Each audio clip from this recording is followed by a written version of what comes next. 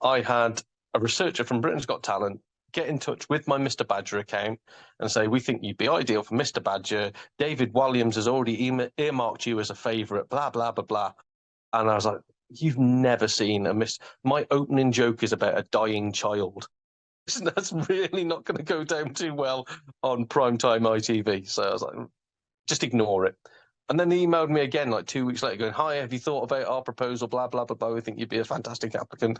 And I said, look, I don't consider myself a family act or Mr. Badger a family act. I've got 2 other acts that maybe could work, but really Mr. Badger is not suitable for Britain's Got Talent. No, we think it'd work. We think it'd be absolutely fantastic. We've seen your videos and we know that the crowd would love them.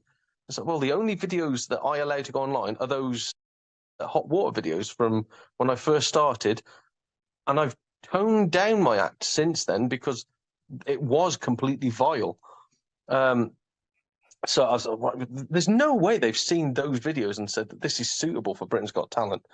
But I said, like, look, if you really, really are desperate to get me on, yeah, we can do like a little bit of pre-shooting and everything, but you'll have to come to Shropshire to film me. And said, no, you'll have to go to London. And I said, well, if that's the case, I'm not interested.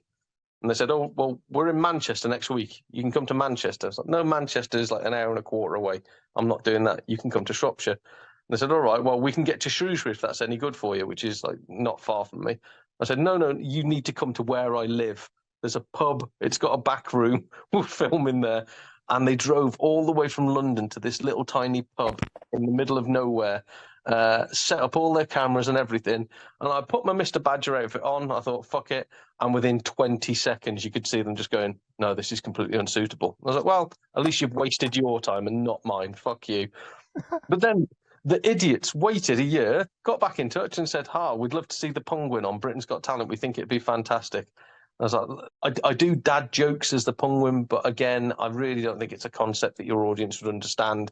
No, it's fantastic. It's fantastic. COVID hit, so it got cancelled. And I thought, well, that's the end of it.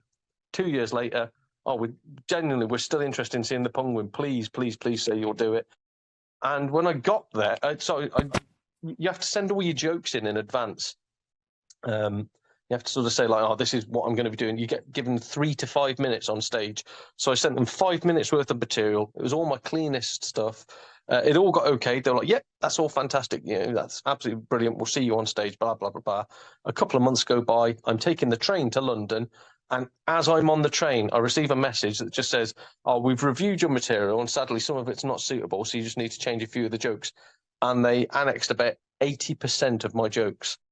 So yeah, I was like, you've left me with just over a minute of material. This is absolute dog shit. What the fuck am I supposed to do with this? And the guy just said, just write some new jokes while you're on the train. I was like, yeah, nice and easy. Don't worry about it.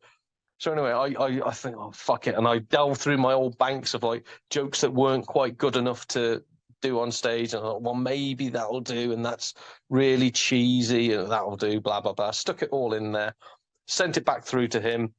He said, yeah, that'll be fine.